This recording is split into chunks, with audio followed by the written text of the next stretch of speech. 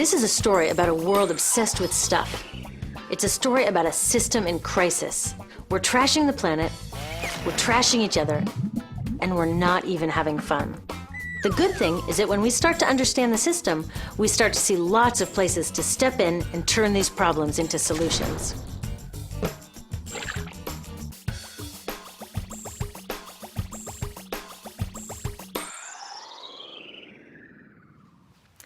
One of the problems with trying to use less stuff is that sometimes we feel like we really need it. What if you live in a city like, say, Cleveland, and you want a glass of water? Are you going to take your chances and get it from the city tap? Or should you reach for a bottle of water that comes from the pristine rainforest of Fiji?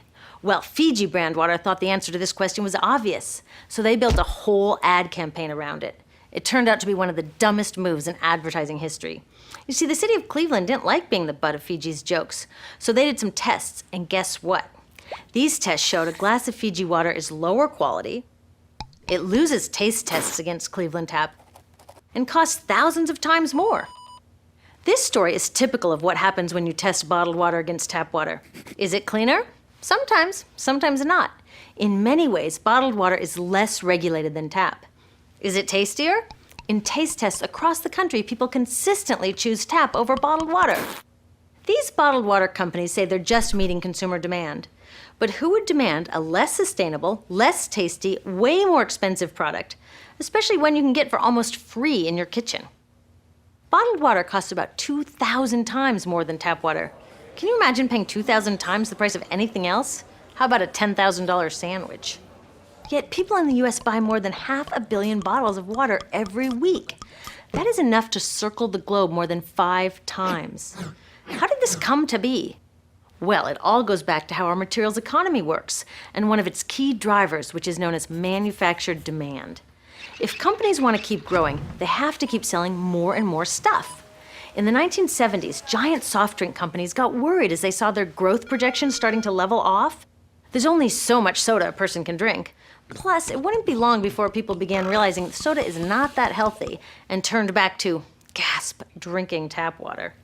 Well, the companies found their next big idea in a silly designer product that most people laughed off as a passing yuppie fad. Water is free, people said back then. What will they sell us next? Air? So how do you get people to buy this fringe product? Simple. You manufacture demand. How do you do that? Well, imagine you're in charge of a bottled water company. Since people aren't lining up to trade their hard-earned money for your unnecessary product, you make them feel scared and insecure if they don't have it. And that's exactly what the bottled water industry did. One of their first marketing tactics was to scare people about tap water with ads like Fiji's Cleveland campaign. When we're done, one top water executive said, tap water will be relegated to showers and washing dishes. Next, you hide the reality of your product behind images of pure fantasy. Have you ever noticed how bottled water tries to seduce us with pictures of mountain streams and pristine nature? But guess where 1/3 of all bottled water in the US actually comes from? The tap. Pepsi's Aquafina and Coke's Dasani are 2 of the many brands that are really filtered tap water. But the pristine nature lie goes much deeper. In a recent full-page ad, Nestle said, bottled water is the most environmentally responsible consumer product in the world. What? They are trashing the environment all along the product's life cycle. Exactly how is that environmentally responsible? The problems start here with extraction and production, where oil is used to make water bottles. Each year, making the plastic water bottles used in the US takes enough oil and energy to fuel 1 million cars. All that energy spent to make the bottle, even more to ship it around the planet, and then we drink it in about 2 minutes? That brings us to the big problem at the other end of the life cycle, disposal. What happens to all these bottles when we're done? 80% end up in landfills, where they will sit for thousands of years, or in incinerators, where they are burned, releasing toxic pollution. The rest gets collected for recycling. I was curious about where the plastic bottles that I put in the recycling bins go.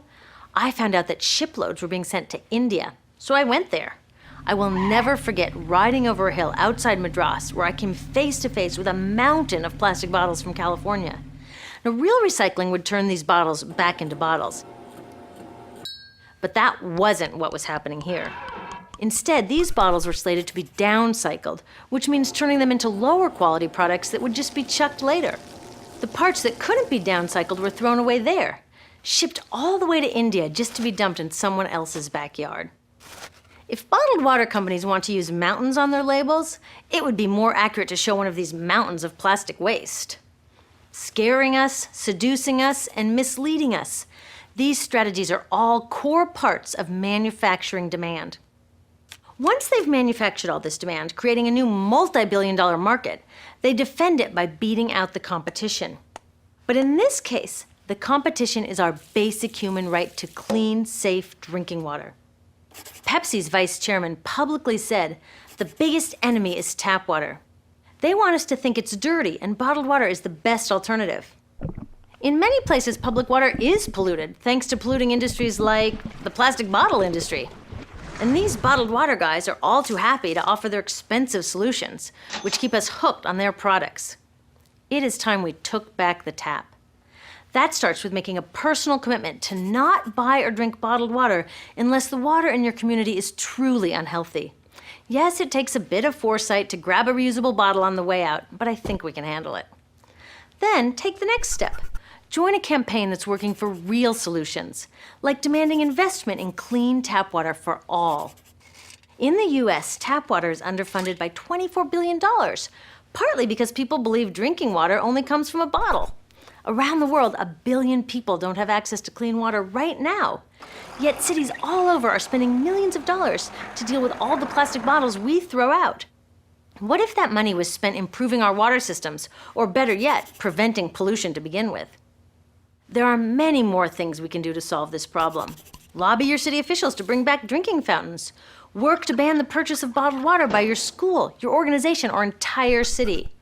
This is a huge opportunity for millions of people to wake up and protect our wallets, our health, and the planet. The good news is it's already started. Bottled water sales have begun to drop while business is booming for safe, refillable water bottles. Yay! Restaurants are proudly serving tap, and people are choosing to pocket the hundreds or thousands of dollars they would otherwise be wasting on bottled water. Carrying bottled water is on its way to being as cool as smoking while pregnant. We know better now. The bottled water industry is getting worried because the jig is up. We are not buying into their manufactured demand anymore. We will choose our own demands, thank you very much, and we're demanding clean, safe water for all.